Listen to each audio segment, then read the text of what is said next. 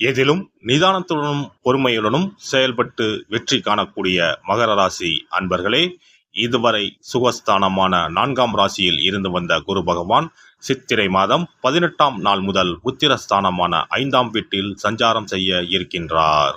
புத்திரஸ்தானத்தில் இருக்கின்ற குரு பகவான் தான் நின்ற ராசியில் இருந்து 5ஆம் பார்வையாக கன்னி ராசியான பாக்கியஸ்தானத்தையும், 7ஆம் பார்வையாக விருச்சிக ராசியான லாபஸ்தானத்தையும், 9ஆம் பார்வையாக மகர ராசியான ராசிஸ்தானத்தையும் பார்வையிட இருக்கின்றார். குரு பகவான் 5ஆம் பார்வையாக பாக்கியஸ்தானத்தை பார்ப்பதால் வழக்கு சார்ந்த விஷயங்களில் தெளிவான முடிவு கிடைக்கும்.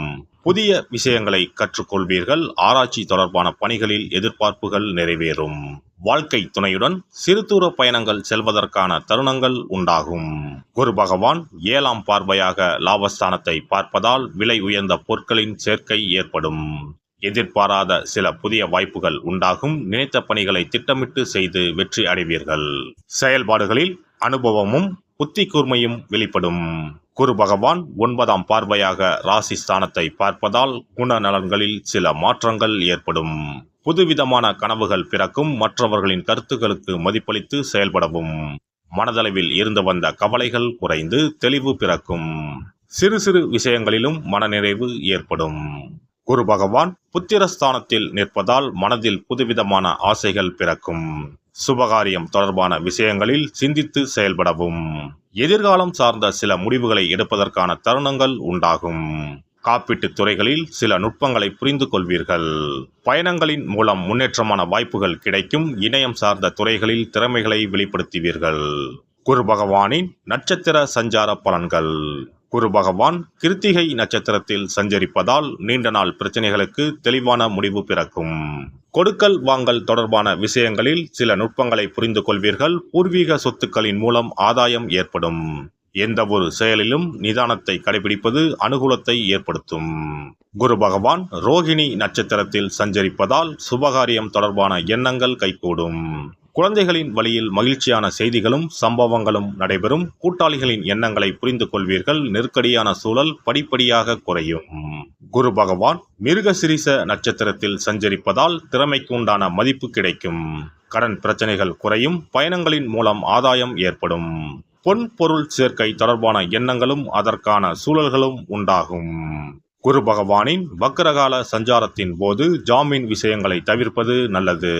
கணவன் மனைவிக்கிடையே அனுசரித்து நடந்து கொள்ளவும். ஆடம்பரமான விரயங்களால் நெருக்கடிகள் ஏற்படும். பேச்சுக்களில் நிதானத்தை கடைபிடிப்பது நல்லது. பெண்களை பொறுத்தவரை மனதில் நினைத்த செயல்களை செய்து முடிப்பீர்கள். தோற்ற பொலிவில் மாற்றம் உண்டாகும். புதுவிதமான ஆடைகளை வாங்கி மகிழ்வீர்கள். வரவுகளின் மூலம் சேமிப்புகள் அதிகரிக்கும்.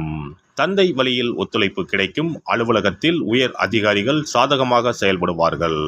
எதிர்பார்த்த சில சலுகைகள் கிடைக்கும். மாணவர்களுக்கு சிந்தனைகளில் தெளிவு ஏற்படும். விளையாட்டுப் போட்டிகளில் திறமைகளை வெளிப்படுத்துவீர்கள். முயற்சிக்கான அங்கீகாரமும் மதிப்பும் கிடைக்கும். முதுநிலை கல்வியில் எதிர்பார்த்த தருணங்கள் அமையும். உத்தியோகஸ்தர்கள் பணி நிமித்தமான சில விஷயங்களில் ரகசியம் காப்பது நல்லது. திறமைக்கு உண்டான மதிப்பு தாமதமாக கிடைக்கும். மற்றவர்கள் செய்யும் செயல்களால் உங்கள் மீதான பொறுப்புகள் அதிகரிக்கும். வழக்கு சார்ந்த விஷயங்களுக்கு பொறுமையை கையாளுவது நல்ல முடிவினை அளிக்கும். வியாபாரிகள் வியாபாரத்தில் அபிவிருத்திக்கான சூழல் உண்டாகும். வெளியூர் மற்றும் வெளிநாட்டு தொடர்புகளின் மூலம் ஆதாயம் அடைவீர்கள்.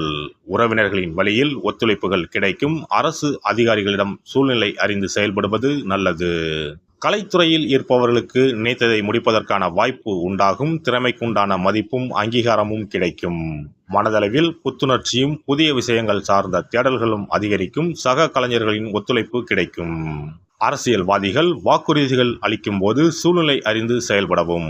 உடன் இருப்பவர்கள் பற்றிய புரிதல்கள் ஏற்படும். உடல் ஆரோக்கியம் தொடர்பான பிரச்சனைகள் குறையும்.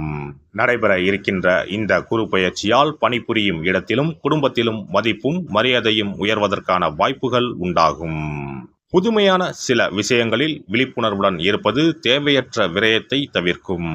செவ்வாய்க்கிழமை தோறும் விநாயகருக்கு தேங்காய் எண்ணெயில் தீபம் ஏற்றி வழிபாடு செய்து வர சிந்தனைகளில் தெளிவும் சுபிட்சமும் ஏற்படும். இனி குரு பகவானின் அருளை பெறுவதற்கு வியாழக்கிழமையில் எப்படி விரதம் இருக்க வேண்டும் என்பதனை பற்றி காண்போம். குரு பகவானின் அருள் இருந்தால்தான் வாழ்வில் மங்கள காரியங்கள் தடையின்றி நடந்து கொண்டே இருக்கும். இவரின் அருளை பரிபூர்ணமாக பெற வேண்டும் என்றால் அவருக்குரிய வியாழக்கிழமையில் விரதம் இருந்தாலே போதும். குரு பகவானுக்குரிய விரதத்தை கடைபிடிக்க நினைப்பவர்கள் சுக்கிலபட்சம் எனப்படும் வளர்பிறையில் வரும் வியாழக்கிழமைகளில் இந்த விரதத்தை இருக்கலாம். ஒரு வருடத்தில் தொடர்ந்து 16 வளர்பிறை வியாழக்கிழமைகள் வரும். இந்த நாட்களில் விரதம் இருந்தால் எண்ணற்ற பலன்கள் கிடைக்கும். 3 ஆண்டு காலம் இந்த விரதத்தை கடைபிடித்தால் குரு பகவானின் பூரண அருள் வாழ்நாள் முழுவதும் கிடைக்கும். வியாழக்கிழமை விரதம் இருக்கும் முறை. வியாழக்கிழமை அன்று அதிகாலையில் எழுந்து குளித்து மஞ்சள் நிற ஆடை அணிந்து உறுதியாக விரதம் இருக்க வேண்டும். அருகில் உள்ள கோவிலின் நவகிரக சன்னதிக்கு சென்று குரு பகவானுக்கு சந்தனம், மஞ்சள் போன்றவற்றை கொண்டு அபிஷேகம் செய்ய வேண்டும். பிறகு குங்குமப்பூ கலந்த பசும்பாலை கொண்டு குரு பகவானுக்கு அபிஷேகம் செய்து வழிபட வேண்டும். மஞ்சள் நிற பூக்கள் சாற்றி மஞ்சள் நிற இனிப்புகளை நைவேத்தியம் செய்து வழிபட வேண்டும். மாலை நேரத்தில் மஞ்சள் நிற இனிப்புகள், ஆடைகள் போன்றவற்றை வறுமை நிலையில் இருப்பவர்களுக்கு தானமளிப்பது நல்லது. இரவில் உப்பு சேர்க்காத உணவை சமைத்து சாப்பிட்டு வியாழக்கிழமை விரதத்தை நிறைவு செய்யலாம். குரு பகவானை வழிபடும் முறை. குரு பகவானுக்கு தேங்காய் எண்ணெய், நல்லெண்ணெய், நெய் ஆகிய 3ஐயும் கலந்து விளக்கேற்ற வேண்டும். குரு பகவானுக்கு ஏற்றப்படும் விளக்குகளின் எண்ணிக்கை 11 அல்லது 21ஆக இருப்பது சிறந்தது. குரு பகவானுக்கு பிடித்த மலர்கள் முல்லை, மல்லிகை. ஆகையால் அவருக்கு முல்லை அல்லது மல்லிகை மாலையை அணிவித்து கொண்டை கடலையை படைத்து வழிபடுவது சிறந்தது. வியாழக்கிழமை தோறும் சிவன் கோவிலுக்கு சென்று குரு பகவானுக்கு அர்ச்சனை அல்லது கற்பூர ஆரத்தி செய்து வணங்கி வருவது நல்லது.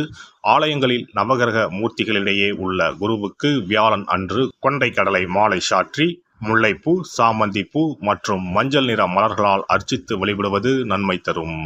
வியாழக்கிழமை தோறும் கொண்டைக்கடலை, சுண்டல், மஞ்சள் வாழைப்பழம், தேன், சர்க்கரை, கற்கண்டு மற்றும் இதர இனிப்பு பொருட்கள் இவற்றில் ஏதேனும் ஒன்றை நைவேத்தியமாக படைத்து வழிபட வேண்டும். குரு பகவானுக்குரிய வளர்பிறை வியாழக்கிழமை விரதத்தை முறையாக மேற்கொள்பவர்களுக்கு வாழ்வில் பல யோகங்கள் ஏற்படும். சரியான காலத்தில் திருமணம் நடக்கும். ஜாதகத்தில் குரு கிரக தோஷம் இருப்பவர்கள் இந்த விரதத்தை கடைபிடித்தால் தோஷங்கள் நீங்கும். தொழில் வியாபாரங்களில் சரியான வருமானம் இல்லாதவர்கள், குடும்ப பொருளாதார நிலை சிறப்பாக இல்லாதவர்கள் இந்த விரதத்தை மேற்கொள்வதால் குரு பகவானின் அருள் கிடைக்கப்பெற்று தொழில் வியாபாரங்களில் செல்வ வளம் பெருகும். எல்லாம் வல்ல இறையருளால் நீங்களும் உங்கள் அன்பு குடும்பமும் உடல் நலம், நீளாயுள், நிறை செல்வம், உயர் புகழ், மெய்ஞானம் ஓங்கி வாழ்க வளமுடன். இந்த வீடியோ பதிவு உங்களுக்கு பிடித்திருந்தால் லைக் பண்ணுங்க, கமெண்ட் பண்ணுங்க, ஷேர் பண்ணுங்க, மறக்காம சப்ஸ்கிரைப் பண்ணுங்க, பக்கத்துல இருக்கிற பெல் பட்டனை கிளிக் பண்ணுங்க. நன்றி, வணக்கம். ஓம் நமச்சிவாய. சிவாய நம.